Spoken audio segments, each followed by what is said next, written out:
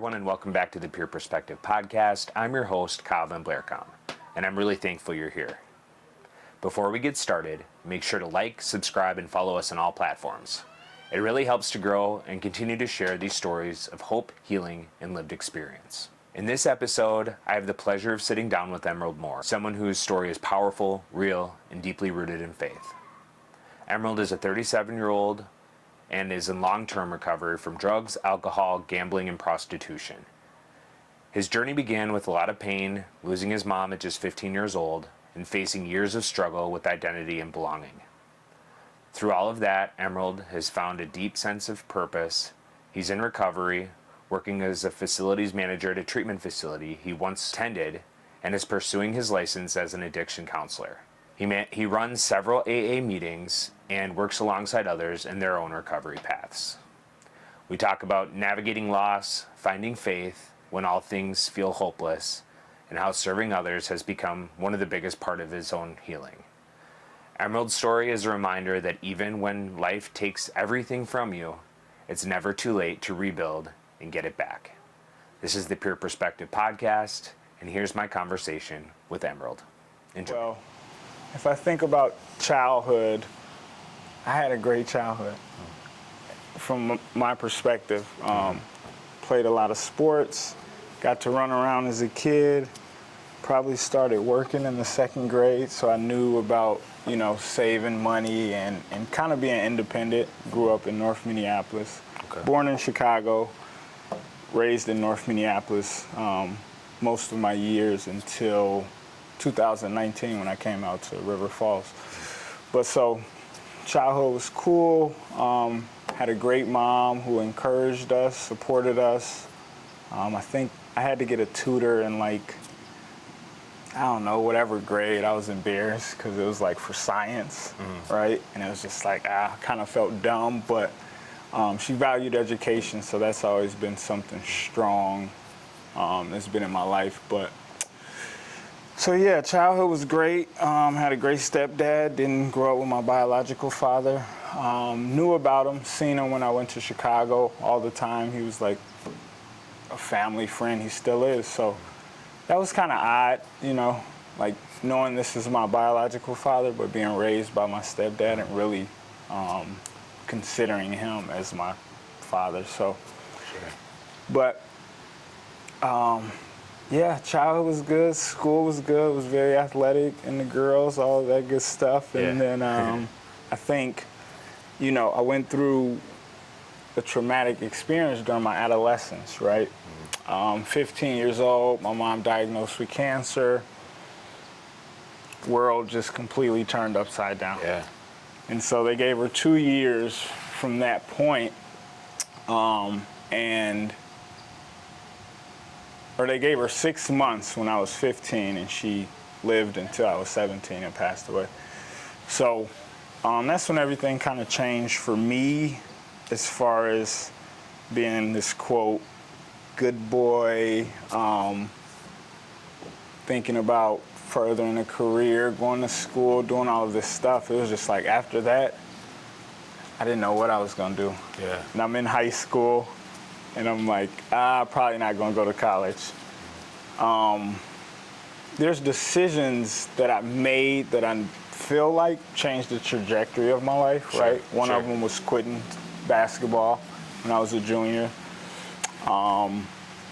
And then kind of picking the crowd that I wanted to be around then. And it was people that are smoking, people that aren't in athletics, right? So it's my peers kind of switched at that point in high school. And then I think after that, it was just kind of the spin. It was, the one thing that I did have at that time when I was going through all of that was music. I used to love to rap. And so I used to do open mics around the city and stuff. Oh, cool. And that was the only thing that kind of helped me. I was able to kind of write out my trauma a little bit. Sure.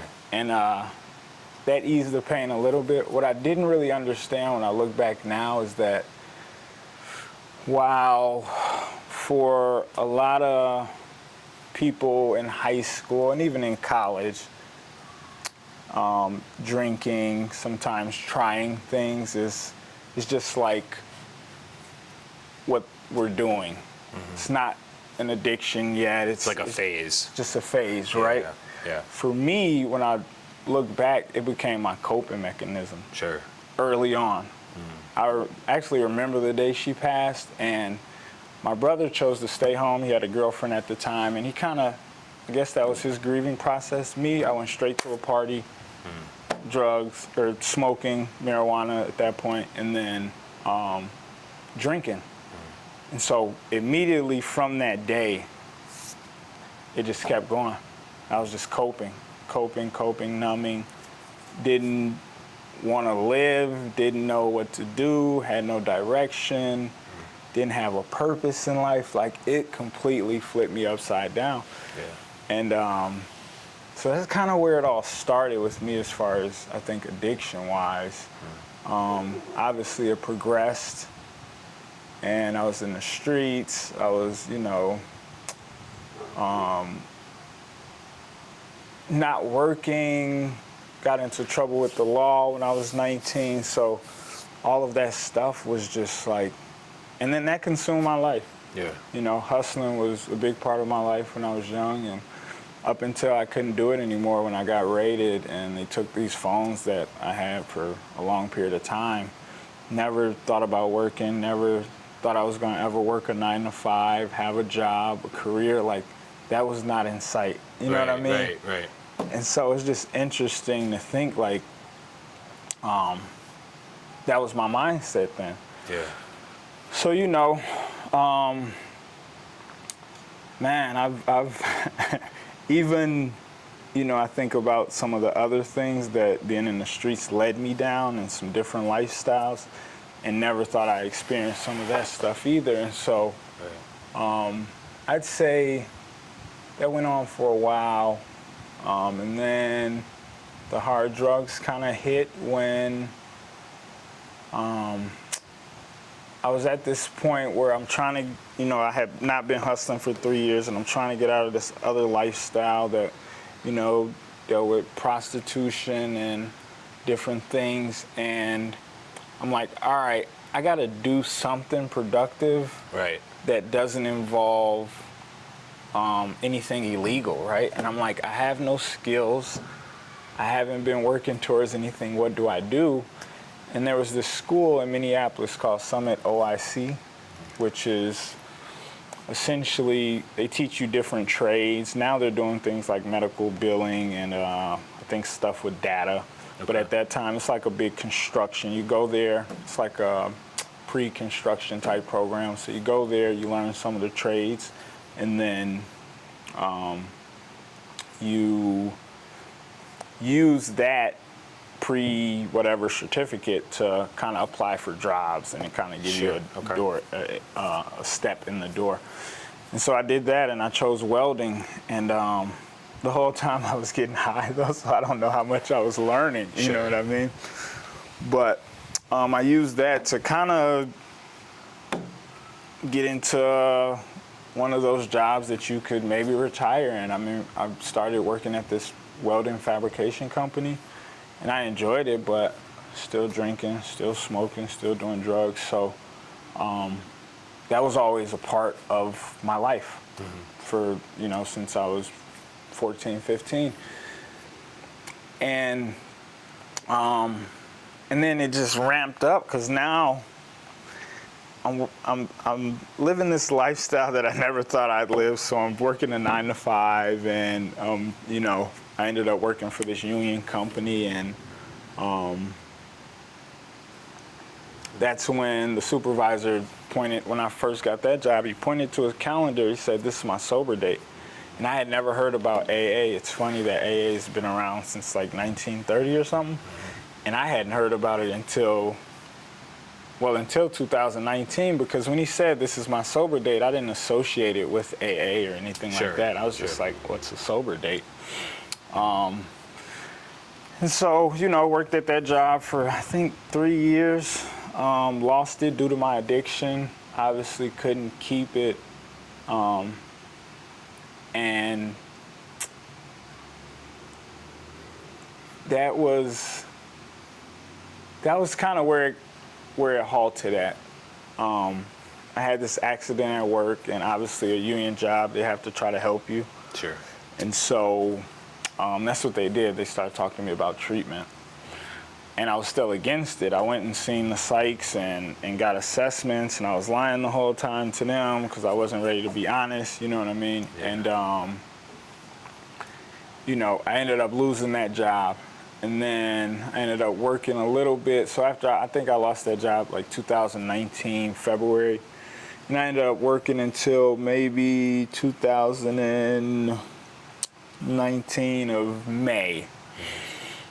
And my addiction, like my rock bottom, I was just zooming down towards it during those months. Like it was already bad though, but I was just in despair, spiritually bankrupt, numbing as much as I could every second of the day until I'm either in psychosis and then I'm scared to death every single moment of my life. So, but my last OD was when I surrendered.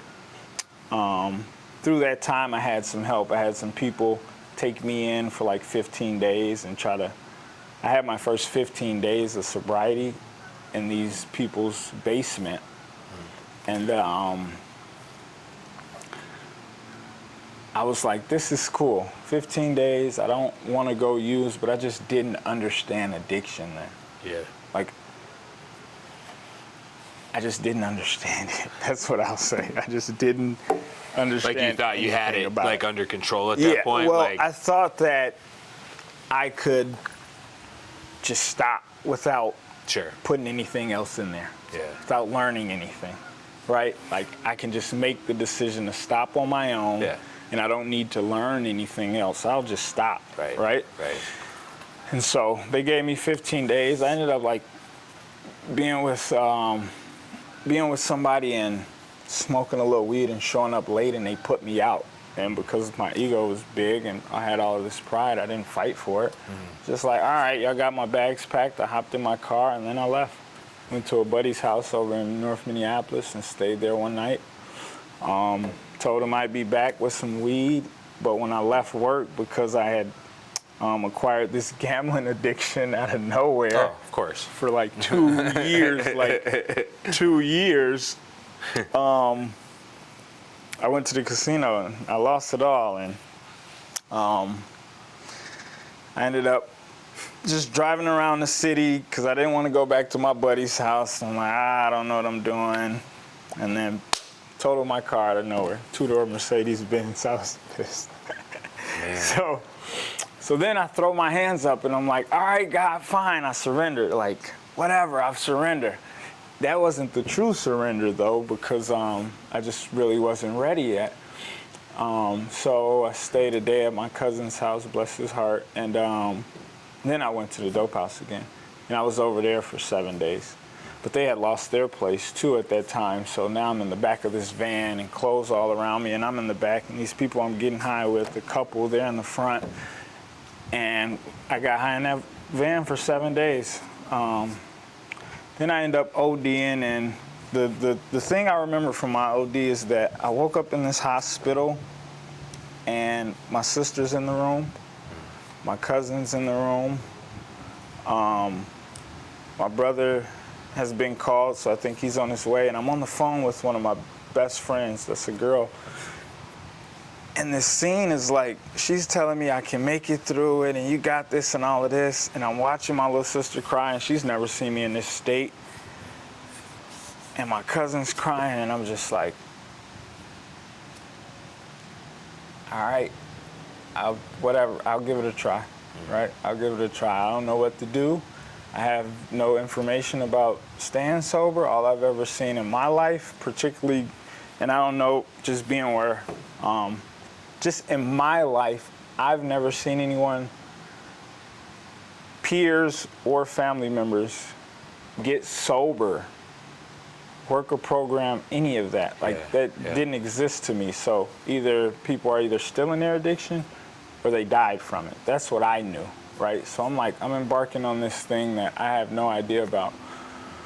But I leave out of that hospital and I have this final surrender to God, and it was a cry out, and I'm bawling and I'm beating my thighs. I'm sorry, and I'm apologizing for my whole entire life up until that point. It's like, I'm sorry. And I say the God of my understanding then was Jesus Christ, because my mom, for, I guess 0 to 7, it was like subconscious, but 7 on to 15, she taught me about Jesus, right? Yep. So when I finally surrendered, I didn't think I could. They talk about like coming back to sanity. I didn't think that was possible, but I knew if it could be done, it would be this creator that I know that made me. I've always felt like I didn't make myself, and we're kind of similar in extremities and things like that. So I think that's a universal, I call him God, and I know it's Jesus, but for me, I'm like, that's who I'm crying out to. Like, okay, fine. I'm done trying it my way. I finally surrender, whatever that looks like, whatever suggestions, whatever advice, whatever program I got to go to. I don't even know about the programs yet, right? Yeah. But I'll do it. And so that's what I started to do. That brought me to my first ever treatment. What was that like? That was me being on behavioral contracts. What does that mean? Well, in the treatment world, someone who's having difficulties and challenges that just isn't abiding by the program, they'll put on a behavioral contract. Got it. In hopes that this contract will help the person abide by this contract so they can, continue on. Sure.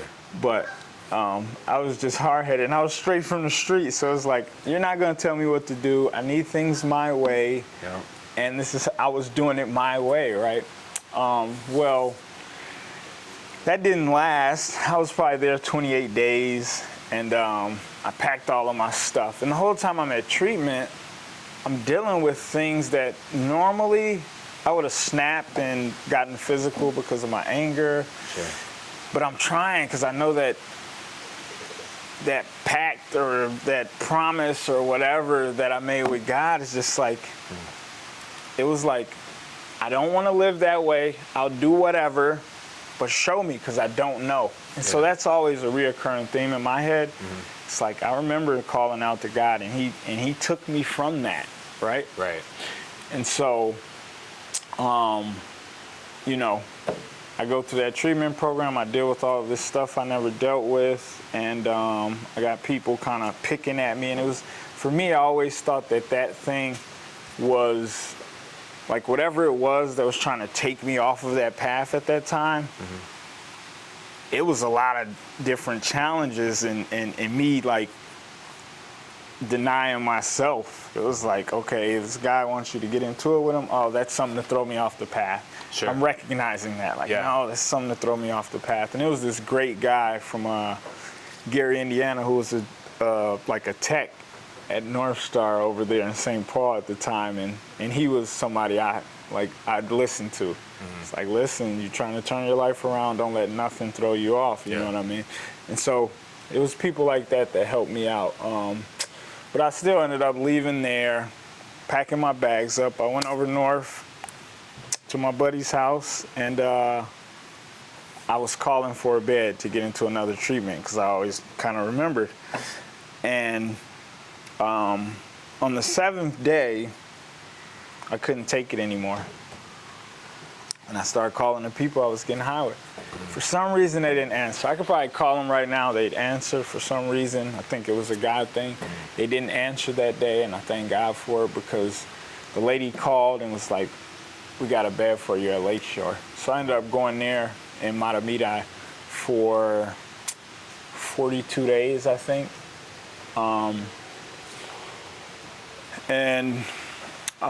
Everybody there kept talking about Kinnick. And I was like, where's Kinnick? Oh, Wisconsin. Never been to Wisconsin. I've been through it on my way to Chicago. Right. Never thought of living here, never wanted to see it, nothing. But the theme of the week when I was leaving Lakeshore was like, let go and let God. I was trying to figure out what that meant at the time. I called one of my best friends. He was like, sounds like your decision's been made. I didn't know that, but he's saying that, so I'm taking that in too, and I'm like, okay, he says my decision's been made. Everyone's saying let go and let God. I could go on the East Coast, West Coast, down south to be sober. If I want to be sober, where do I go? Yeah. And everything kept pointing to Kinnick, and so it was like, okay, this is a part of me letting go of control, right? It's like new adventure. Yeah, I'm fearful. I don't know what that's gonna be like. I gotta go further away from my family. Yeah. It's like, but you remember you said you'd do anything to not live that lifestyle again, right? Okay, let's go. Somebody actually had a hand in talking me into it, but he ended up passing away, I think, from his addiction. So now I'm out in Kinnick, River Falls, Wisconsin, and I've been sober, 42, 60-something days, right? And it was like, well, it's away from the city, so there's some peace. Sure. And I just was a sponge. You know, it's a 3-month program at Kinnick Falls, and for the first 2 months, I just sat in groups. I just wanted to learn. I just wanted to soak up, because I didn't ever think that my mind could get back to any state of, like, normalcy. Yeah. So one thing I learned early on, I thought my brain was so wrecked that I just was studying the brain, and I'm like, what have I been doing to it? I thought it was so messed up. And it's just like, okay, that's why I learned that I was ODing and stuff. Like, I really didn't even know those were overdoses. I didn't know anything about the brain or nothing. But so I sat in there and I learned about, you know, coping. I learned about coping. I learned about mindfulness. You know, I learned about everything's not black and white. My counselor there, who was great, he was like, you're just so black and white. It's either this or that. Everything's not like that. You know what I mean? Mm-hmm. And that was what it was for me. It was just like, it's either my way or the highway, or I can. And so I learned how to slow down, right? I learned how to be in the present. And then, because of treatment, I learned about AA. And I walked into AA, and it was like, okay, I can kind of relate, right? Yeah, I got this problem, but still, even then, early on, it was like, these people didn't live the lifestyle I lived, though, right? That's how I used to look at it. But it was a lot of love and a lot of acceptance, and finding AA and going into treatment for me, all were God-given things that I needed to do to get my life back on track. Surrendering to him. But so I started doing AA, and that's when my relationship with God really started to blossom, because I was like, I'm praying, and as soon as I get to Kinnick, they're taking people to church, so I go to church, and then I find the SOS church in River Falls and start doing worship over there and Bible studies. You got these 2 guys here, Kevin and Rob, and they're kind of taking me in as mentors. They're like mentors to me, and so it's like the one thing that I cared about the most when I was coming out here. I'm like, where am I going to go to church? And it was all taken care of. Yeah. It's like, you got a church, you got this beautiful facility, this beautiful program, and you got 2 people that's going to guide you through too. And then you're going to go into AA, and you're going to meet all of these people that have went through similar experiences as you. And then they're going to be a support network for you. And God had all of that taken care of. And I really give him a lot of the glory, because I didn't have to do much work. I just had to surrender my will. Mm-hmm. And that's a daily thing today, surrendering my will with all the stuff I got going on. But so I did that, but I didn't abide by the program the way they say. I was 2 years and 11 months sober after that, and I decided to take my will back. And that's when I learned that not only the bad times, when you're depressed, when you're down, when people die, but when you're feeling good, when you got a pocket full of money, you're doing the right thing, that addiction is still, go do this. Yeah. Go have a good time. Go act like how you used to. You know what I mean? You know, it's funny, because you had told your story at SOS, at CR. Yep. And you had shared that about taking your will back, and I was in the midst of it at that point. Okay. And so you had said that, and I was like, oh man, he's talking right to me, and so it's just funny how, I remember that, because that was kind of like the beginning of the end, you know what I mean? Yeah. So. Yeah, man, that's one thing too. I think God uses people to speak to people, speak through people. He uses us to get messages across that we might not hear from anywhere else, right? And but yeah, I got 2 years and 11 months not doing the AA program way, right? And for me, and I hear this a lot, but it's not like it has the monopoly on it, but I've seen a lot of people in AA change their life up and get sober. Yeah.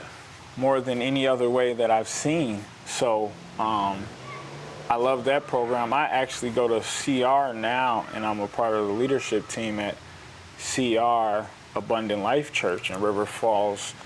Can you talk a little bit about CR and kind of what that? So Celebrate Recovery is what it's called. I think it was founded by Pastor Rick Warren at Saddleback Church, which I believe they have some in California. I'm not sure where it originated, but it's basically 12-step program, but they got Bible verses that correspond with each one of the steps or each one of the principles, right? Okay. And so the 8 principles is like the Beatitudes, and it's essentially the same kind of steps. You give your will over, you do an inventory, you know what I mean? You do it's a daily thing, but it's all focused on Jesus and God and how we all got hurts, habits, and hang-ups. That's the thing they talk about, our hurts, habits, and hang-ups. And so if you think about going to a CR meeting or something, right, you come in, we'd have fellowship in the beginning, greeting and stuff like that, and then we do a few worship songs, and then there's a lesson in this book, and it can be anywhere from, turning over your will to moral to sponsorship, whatever that lesson is on. And then we talk about it, and we break off into men's and women's small groups. And so I like that too, that I can just sit with a bunch of men and get out my stuff and not have to worry about a woman over there that I might be thinking about or what she, you know what I mean? Right. I think there's a benefit to both, because I go to another meeting that I had the privilege of opening up on Monday nights at Abundant Life Church too. Celebrate Recovery is at 6 p.m. on Sunday. This Monday night meeting started off as a YPA, Young People's AA meeting, which is at 6:30. And then it kind of turned into just an open AA meeting, but that's men and women. Okay. And that's a magical meeting. Okay. It's a lot of beautiful people that go there, and we've seen it grow. I remember voting to take it over, and it was 4 people there, and we're like, should we continue this meeting? We all can get to other meetings, right? But it was just for me, it was well, if someone happens to stumble upon this meeting and they don't want to go to the Alano Club on Monday nights, then let's have this for them. And it's grown from 4 people to, we've had 20 people, 22 people there. Wow. And so I'm grateful for that too, because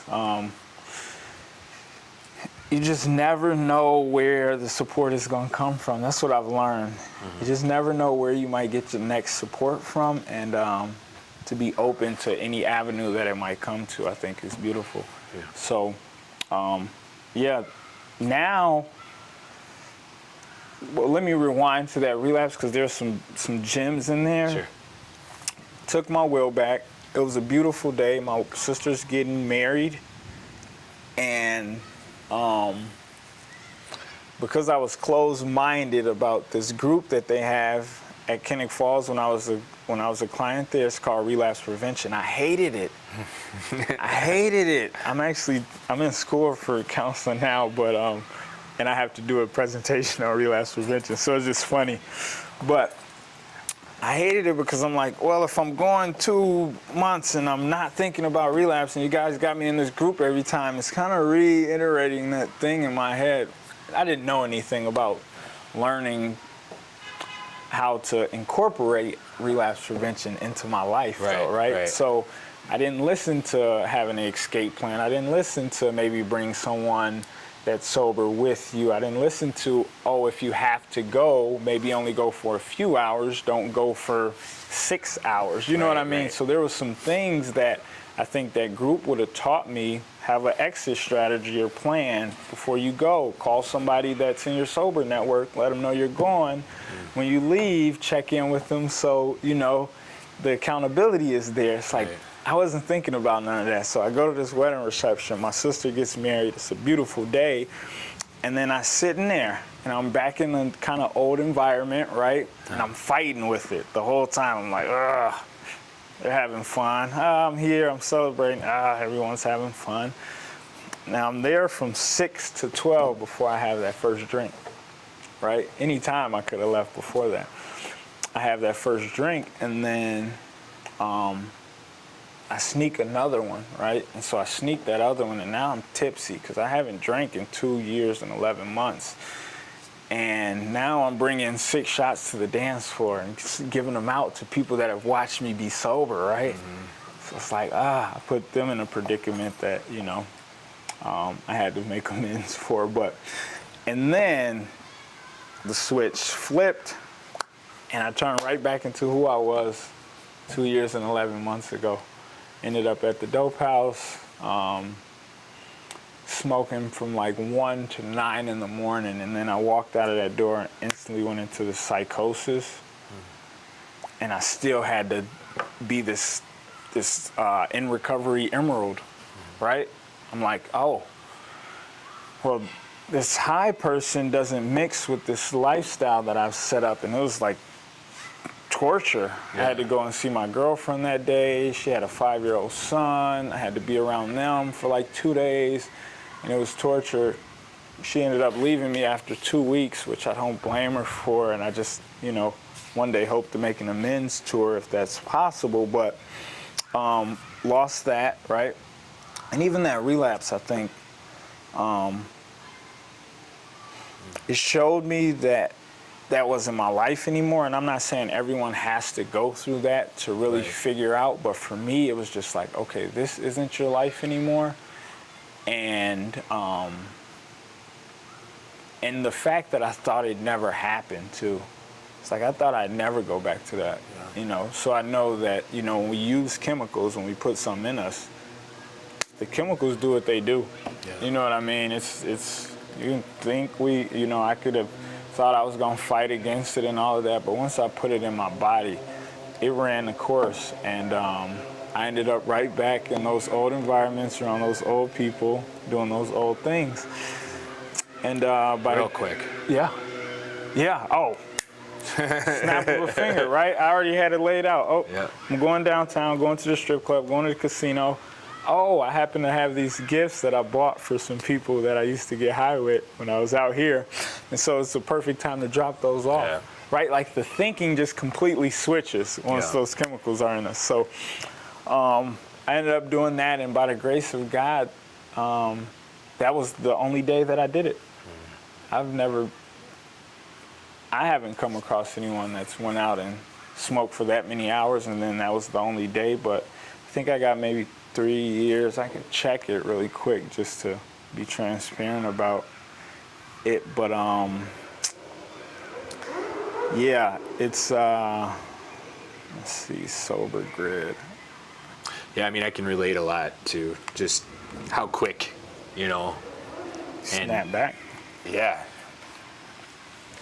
So, let's see. By the grace of God, I got 3 years, 3 months, and 28 days after that day at the wedding reception. Incredible. Right? And so, what I did after that was, I went to a meeting. I wasn't working out in River Falls anymore. I had went back to my old environment, Minneapolis, and got back the old job that I got fired from too. So I had to go in there to the boss that showed me his first sober day and tell him I messed up. I'm bawling, you know what I mean? And he just pours life into me. He's like, you know what to do, blah, blah, blah. Kind of kicked me out of his office and told me to get back to work. I was just like, whoa, that was different. And then I went to this AA meeting in Plymouth, because that's where I was working. And it was me and one other guy. He's like, well, if it's 2 people, we'll have a meeting. This other guy comes in, and then they pour life into me. And then I started going to this church downtown, pastored by this guy named Ian. Yeah. You know Ian? Yeah, I know so Ian. I started going to his church, and they're pouring life back into me, and it's just like... Free grace. Yep, free grace. And another buddy who actually passed away from his alcoholism, he told me something that stuck with me. He was like, don't let the shame and guilt eat you up. Yeah. Because that's all it's going to do. And that really doesn't serve you to get back going in life. And so I always kept that with me. Okay. And so, you know, thankful to God, I got those 3 years now. And so because of that relapse, it was like, man, I got to do some more learning about this, right? Yeah. I'm like, man, I kind of want to go to school and learn more about addiction. And so I met with my counselor that was at Kinnick Falls, Tom Lehner, great guy. And I just sat down with him and I was like, what do you think about, you know, I'm thinking about going to school for it. And he gave me a lot of different options, but he was encouraging me to do it too. And so I remember, I'm like, all right, I think because of who he was and how he was for me specifically, that's what made me want to go into counseling. I'm like, if I could do that for someone that might have a similar mindset as me when I got there, because I was just so resistant to the treatment process. Yeah, I didn't want to live this life, but this treatment process thing was not something that, I'm like, it's like, I don't want to be told when to use the bathroom. I don't want to be told when I got to go to sleep. I don't want to have to check in. I don't want to be in groups. Because I've lived so long without my parents, that I was just been so independent. It's like, I don't want to be doing none of this stuff. So I think he met me where I was at, right? Yep. He seen this boy that was scared and didn't have much structure and everything was black and white. And he met me where I was at, and he was just a mediator in the process. And so I was like, man, if I could just help somebody see some things in them and encourage them and empower them. And because I'm so comfortable around addicts and alcoholics, I guess, just like, maybe if I go do some learning, I can be of some use. I can serve, right? And so I remember the first day of class, I actually lost my best friend in River Falls that I met due to his addiction. I remember being at the first day of class, I got to type something, intro something, and I'm bawling because I just lost like my best friend, OD'd in this house. And that fueled me even more because it's like, well, this thing is going to kill all of us if we continue in it.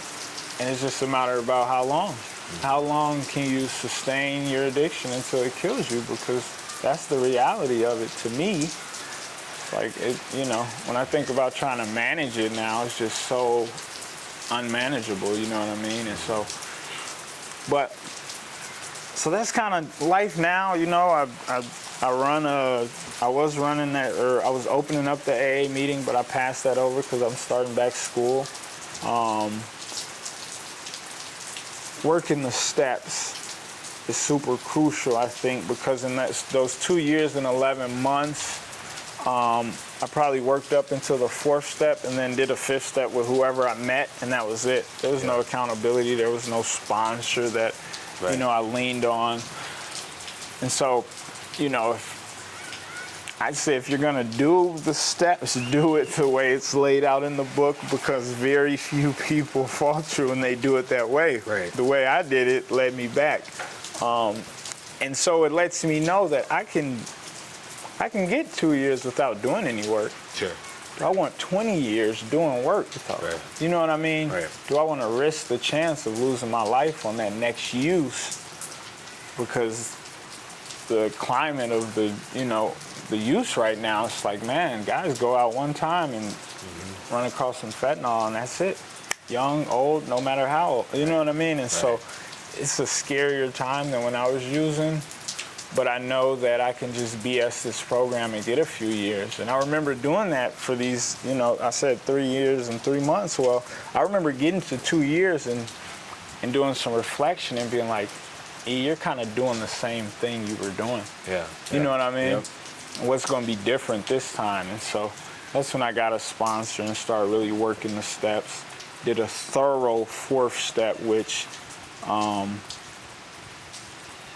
was a long process. I did it at the 4th step meeting in River Falls at the Alano Club, which is a great 4th step meeting, or workshop, you would call it. And I had to take it home and do it thoroughly, right? Yep. And talk about being thorough and honest, rigorous honesty, right? And it's like, okay, if I really, always, for me, and I think about this with like Christianity or the Bible too, how quick I was to denounce something without actually like getting into it and really like being rigorously honest about studying it. And so it's like, okay, let me do it to the T the way they say, and then let me continue to do it the way they say. If it doesn't work, all right, I proved them wrong, but right? It's like you have to do it all the way though, right? And so I did that. I did my 5th, and I've never shared all of that with someone,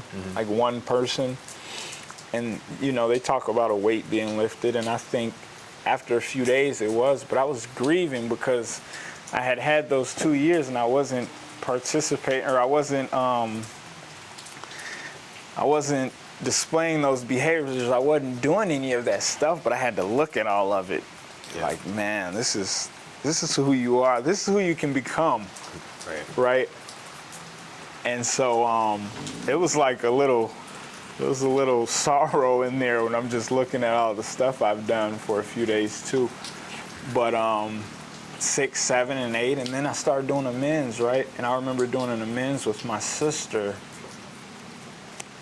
and I was like a baby, crying, and she's just telling me like, man, I love you, and if you ever get to a point, just reach out, like I'm here for you, right? And sometimes I think we isolate and we don't think people want us around, or we don't want to be around, and that that makes us, not reach out. And I remember her saying specifically, like, I just didn't want to get a call that you were dead. You know what I mean? And it's like hearing your little sister say that. You guys lost your mom when you were young. And not to mention everything she's been through because of that, right? But hearing her say, like, I just didn't want you, I pray that you didn't die. It's like, man. But yeah, that, that probably went better than I thought it was going to go. Yeah, it sounds like it was a pretty, like, healing. Oh, it was.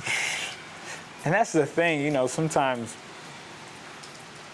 contempt without prior investigation type of thing. It's like we have these ideas and we think something's going to be a certain way. And it's like, well, until you experience it and do it, you really don't know. And so it's just kind of preconceived notions. And I think, coming into treatment, I had a lot of those, based on history and the world and how I feel like I was treated and this victim mentality, all of this stuff. But it was just like, how can you change? Yeah. You know what I mean? How do you change? How do you heal? How do you grow? You gotta, it's some learning involved, right? It's some challenges, challenging yourself and it's trusting. Yeah. You gotta trust. You gotta trust people too, right? And that's hard to do. It's like, it's hard to trust, but the more and more I trust God, and that allows me to trust people, the more and more I see that I have no reason to distrust. Right? It's just like, it's kind of a hindrance, but it's a process, right? It takes time. It's like today, It's like today, I don't want to use. Today, I actually, like, genuinely want to serve others. And my life has never been like that. It's always been about me, serve me, serve me. And then once I'm good, I can serve others. Right. Today, it's kind of flipped. It's like, man, I just want to serve people. And then whatever I get from it, I often say, like, God could never do anything else for me in my life, and he's already done too much. Or you know what I mean? Because it's like, when I think about where I was at and where I'm at now, it's a miracle that I'm even here with you talking about this. Yeah. In River Falls, it's raining a little bit. Right, yeah. We got this camera set up, but it's a beautiful thing because you know, I know a little bit about your journey, and you know some about mine. But to imagine maybe 8, 7, 10 years ago that we'd be right here doing this now. Yeah. It's like On a Friday. On a Friday, right? You're finna get ready and go out. People are pre-gaming, right? And on a Friday, I'm like, nah, let me go do this with Kyle, because this is something that hopefully gives hope. Yeah. Man, I know it will. I'm just like, so you're incredible for one, but this is amazing just for you to share all that, and like, you know, as you were thinking, a lot of stuff was coming up for me just about, you know, dealing with all that grief, using substances to kind of, I don't know, stuff that or deal with that. And like, do you feel like, you know, one thing I know about addiction is there's oftentimes a lot of trauma and stuff underneath that. And so, you know, we spend years and years and years in our active addiction, and then we take the one thing that works really, really well out of our life, and then we have all this trauma to deal with. Can you maybe touch on that, on how that looked for you? And so, when I think about the trauma that I've been through, and I don't know, it probably started earlier than I can think about, but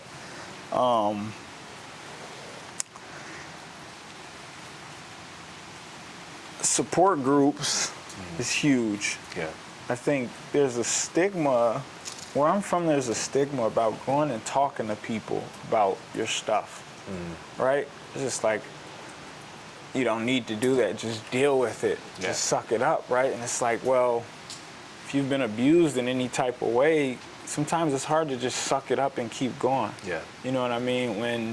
When your family system has been ripped apart, it's kind of hard to just suck it up and keep going, but that's what you're told, and that's what we're, you know, especially in society and men or whatever, we just kind of get through it and deal with it. But for me, Lakeshore had a great, I don't know if she was a psychiatrist, maybe a psychologist, but I was able to get a lot of stuff out there. And I talked about how it was losing my mom, what that felt like, you know, what I expected in life and how it turned out. I talked about how my first sexual encounters were without intimacy, right? And what that looked like in my life. It's like, you know, we stuff things in, but I think getting those things out and talking about them with somebody who can just give you different perspective. Right? Not that they force things on people. Like, I don't think any counselor or therapist is ever like, okay, I'm gonna give you this, do this, and this is gonna work. Right? It's like, no, it's just like, let's talk about it. And through talking about it, you know, it's usually like, you figure out, even when you're by yourself sometimes, you're like, you got a problem, and then maybe you run across somebody and you just start talking, right? Sometimes you solve your own problems, or you figure out a solution and just getting it out. So I think it's important for people that like stuff things, or just in general. I've learned through some healthy people that I've looked up to that are very successful, they were going to therapy. And I'm like, in my mind, because I had these preconceived notions, they don't need therapy. Their life is great. Sure. Right? Yeah. It's like, well, everybody's human. Yeah. And nobody's perfect, right? And so how do we deal with our imperfection? Right. Well, I think a lot of people, you know, could benefit from therapy, but I think that's what helped me. Another thing too, and this is more spiritual, and I don't think everybody gets this experience, but for me, the pain of my mom, this is probably too long to go into, but I had a near-death experience. And I don't know if you know what those are or have done any research or studies on it, but like I got fascinated with them because I had this experience where I wasn't in my body. And I was having this conversation with God. And I was like, look, I am the way I am because of this pain that I've dealt with. Like when I lost my mom, there was this entrenched pain. It was physical, it was emotional, it was mental, it was spiritual, it was all of that. And I've always felt it, like inside of me. And so I have this experience and I tell God, I'm like, look, take this away. This is why I am the way I am. Take this pain away and I won't be like that anymore. And it wasn't as simple as that because it was like, you know, it was a lot of physical pain and then there was no pain, but I wasn't in my body. I was, you know, whatever realm people want to say that you're in when you have a near-death experience. But I was like, and you can send me back however.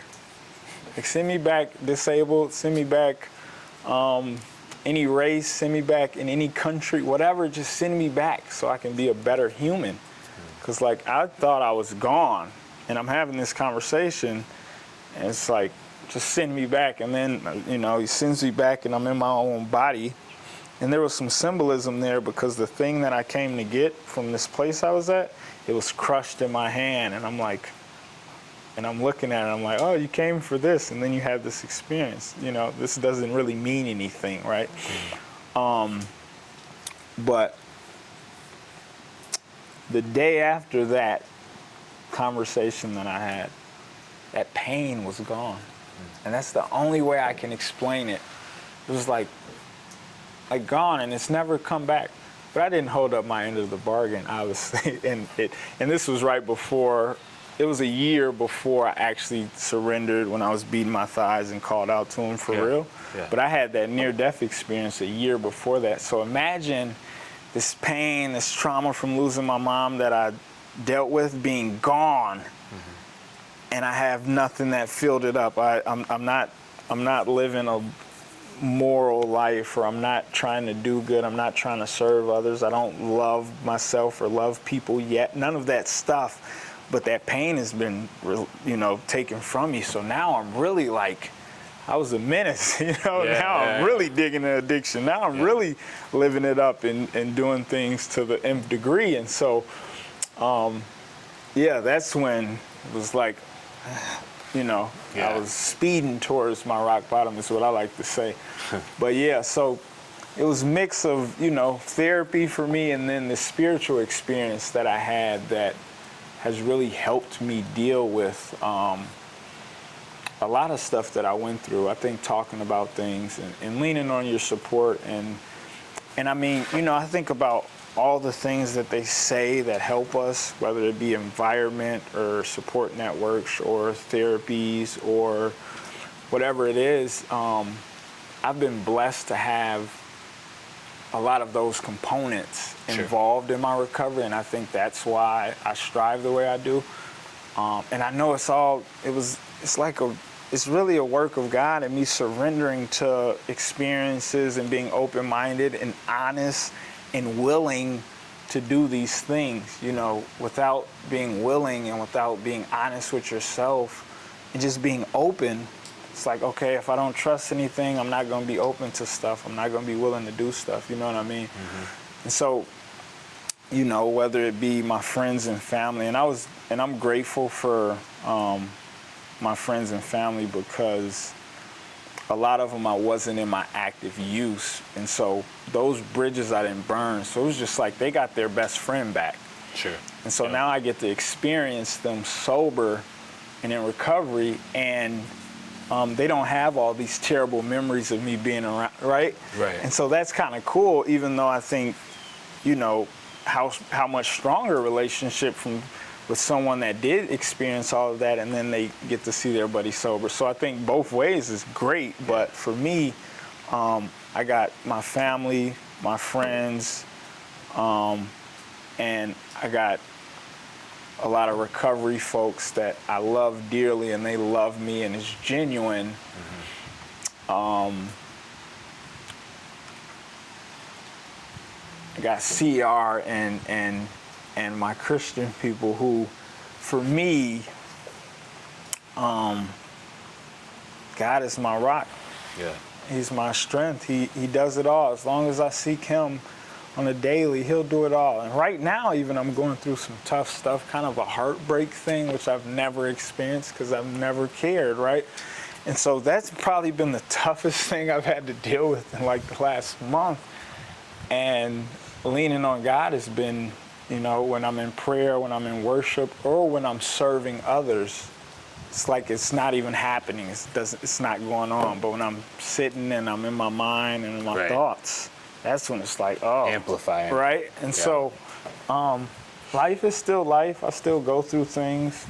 I'm grateful today to have a job that I've been at, I think, for 3 years now, that I've, you know, I was never going to work or have a career. I'm in school for my LADC at Century College, which is 10 years ago. I couldn't have told you that I'd be taking college classes at 37, right? It's just such a different life that I live now, but I'm grateful for it. I truly love myself. I truly care about people, and I want to see people succeed and change. And I know that change is possible, right? Not because it just happened to me, though, because I see it. I see it in the AA rooms. I see it at school. When I go to school, you hear some of those stories, and you're like, wow, you've been through a lot. You know what I mean? I see it in these AA meetings when you see these people tell their stories. Or I see it where I work at, because I'm blessed to work at a treatment facility where I see guys that have been there, and then they come back, and then they change, or they do something different than what they did. And I often tell people, too, when I see them come back, it's like, man, you got another opportunity, because I've experienced a lot of death just in me going through the process of treatment and then working there, a lot of the lives that are taken from this disease of addiction and alcoholism. And so it's a fight. It's a fight, right? It's a fight, and I'm signing up to help in it, and I'm grateful to be a part of it and try to do my part in it. And one thing that I know, and as I'm in school right now, I'm taking these 2 classes, is professional conduct and group counseling, but they talk about the self-care part of being in the field and working in the field, right? And he's like, it's mandated, like it's an ethical thing for you to take care of yourself to be of service to others. Right. And I think that's super cool, because it's like, well, if you can't take care of yourself, how are you going to be able to provide the help to others that, you know what I mean? Oxygen mask. Yeah. You know? Yeah, for sure. And so, I'm probably in the best place of my life that I could be, and I still got my stuff, right? I still deal with issues, and it's a life I never thought I'd be living right now, man. I really can't complain much. When I want to, I think about all these things that I can be grateful for. They pop up, right? You know, it's like, or I think back to that conversation. God's blessed me to always be able to remember that conversation when I was like, I just don't want to live this way, but I don't know how to live the other way. So show me. Yeah. And that comes in form of treatment and people and programs and all of these resources that are out there for people in addiction. But love and compassion and empathy and all of those things are like critical. Yeah. You know what I mean? Because it's like I didn't experience a lot of that in the streets where I was from the lifestyle I was living. Like I experienced that when it's like okay, these people just want to see you succeed in life. Right. They have nothing to gain from it. Right. You know what I mean? Yeah. And I think, from helping, we get a little, it feels good to see people do better, or to see people do the things in their lives that they want to do Right. without a hindrance of something that's trying to kill them. You know Right. what I mean? Without this addiction. It's like, that's beautiful to see. So I'm sure there'll be more pleasures, or they talk about those aha moments that people have, and I'm sure my counselor's seen me have an aha moment where it was just like, I think this guy's kind of getting it, and he's going to be all right if he continues to, right? And so, back to that thing where it's like, okay, you take my drugs away, or you take my lifestyle away. Yeah. It's like, all right, you got to put all these other things in there. Right. And so what are those going to be? What tools are you going to have? What are you, are you going to reach out when you're feeling down and you rather isolate? Are you going to go to a meeting? Are you going to call someone and tell them how you're feeling? Are you going to get outside in nature? Are you going to, you know what I mean? It's like, but it's a daily thing, right? Daily, It's a daily thing. I could have a bad day and go isolate, but it's not going to feel good to me anymore. Right. Like if I have a bad day and I just go isolate, it's going to be icky, right? And then tomorrow it might linger. And so I think remembering those things I learned in treatment and through all of these people in AA and really, understanding that God has a purpose for my life. And his will is probably better for me than whatever I think my will is, which I still kind of be trying to figure out, like, God, is this my will and your will? Like, are they lined up right now? Right. You know what I mean? Yeah. Like, I think they're lined up because this, and the third. And it's like, well, I don't know. His will for me is probably far greater than I can ever imagine. And it takes seeking him daily and really praying and meditating on the word and being of service. I think about Jesus. It's like, man, he came and he served and he washed people's feet, and like, I haven't washed any feet yet, but I hope I get the opportunity to, because it's like, how much of a servant is that? Like, man, I wash your feet. So,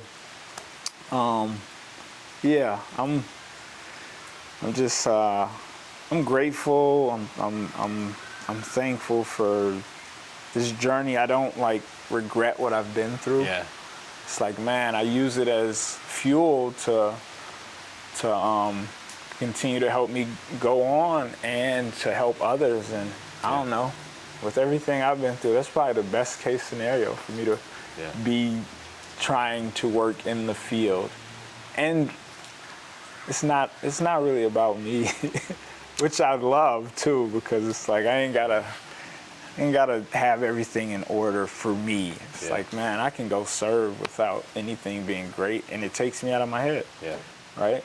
I can go open a meeting or be of service to someone or go volunteer, and it takes me out of my head, and that's like a tool in itself. It's like, man, because we can ruminate. We can, do all of that stuff, and it's like when, with this particular thing that I'm going through that just recently happened, we still know that stuff because it's so in those tracks in the brain. Like, we've done it for so long. I've lived the lifestyle that I lived, or I've used those strategies and coping mechanisms and all of that negative, bad stuff that's not healthy for me.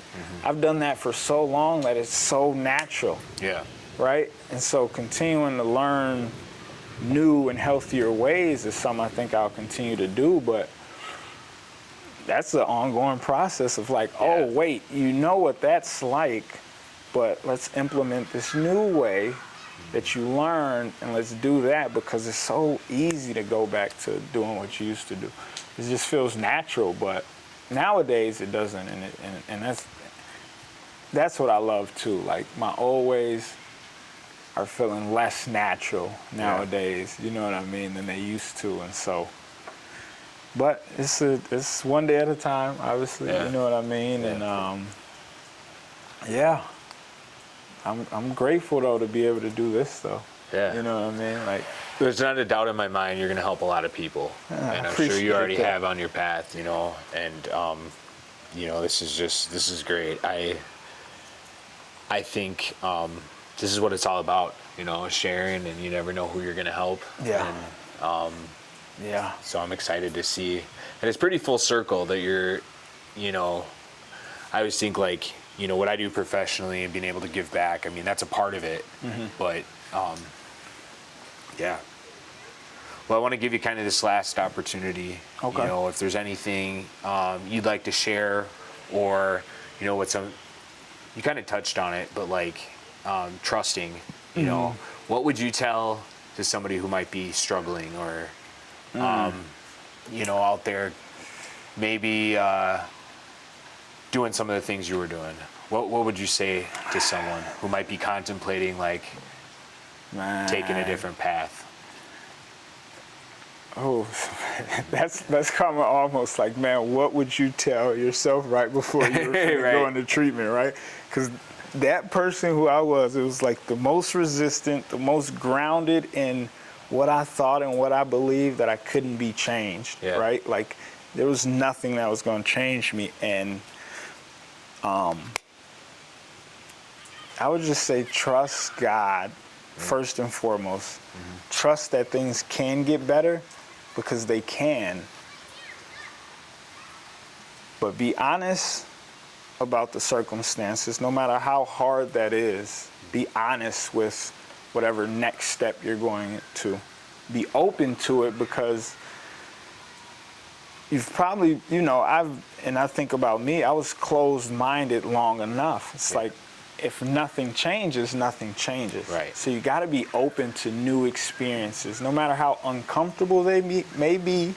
They'll only be uncomfortable for a little while. You know what I mean? Yep. And then just be willing to do the work. And the work can be the most tedious thing that you just hate doing.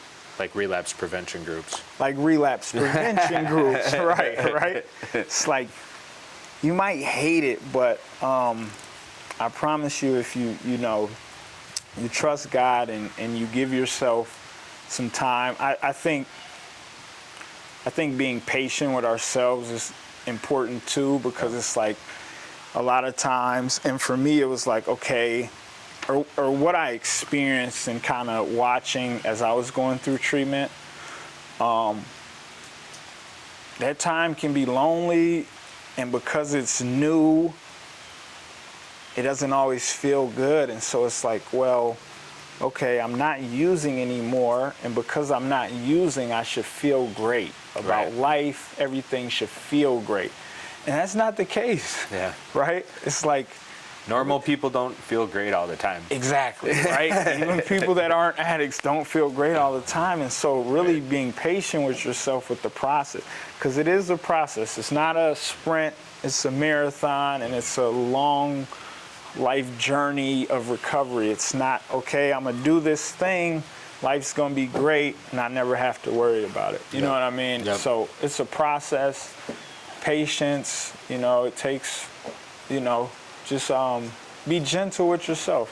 You know what I mean? You're being vulnerable and all these new experiences, and sometimes it's not fun.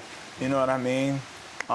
Another thing is boredom, right? It's like, I found myself really bored early on when I was, you know, trying to change, because the dopamine, like, my threshold was way up here, right? Yeah. So I take that away, and now it's like, oh, just going bowling doesn't feel fun anymore. Right. Like, I should be, right? But I think learning about the brain, too, and I know everybody's not like a bookworm, but when you learn about, you know, how much you've raised, put all this dopamine in you, and then it's like, okay, you gotta wait for your whatever it is to get back to here, which is normal.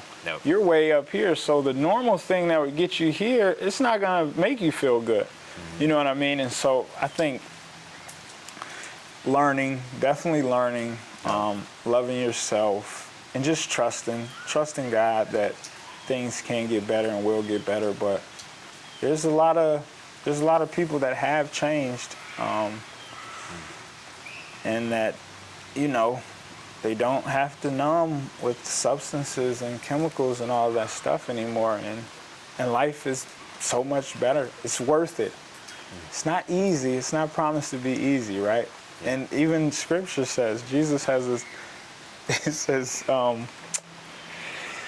in this world you will have troubles, but take heart, for I have overcome this world. And so I think for me, my foundation is my faith in Jesus Christ. And so if that's my anchor, then everything else I'll be able to get through. It won't always be fun though, but I'll get through it. And I just know God has a purpose for everybody, despite if they believe in God or know God or anything like that. I think He has a purpose for everyone's life. And it's not to live and numb our experience of life, right? It's like to experience this life, however people think about it or look at it, but it's an experience. And to numb it the whole time is a disservice to yourself. Yeah. It's like, man, you could do, you can be anything you want to be. They say it, but it's possible. But it takes work. And if somebody would have told me you'd be doing all of these things, I wouldn't have believed them. But it was possible. Right. I just wouldn't have believed them. Right. Right? Right. So knowing that it's possible, I just encourage everybody to reach out. If you're struggling, reach out. Yeah. Reach out to somebody that you know that cares about you. So I think we get in a thing where we're reaching out to people that we're using with, or we've been in these behaviors and these patterns and these lifestyles with, and they have the saying, misery loves company for a reason, right? Mm-hmm. And it's like, well, if you want to do better, I think you got to surround yourself with people that are doing better.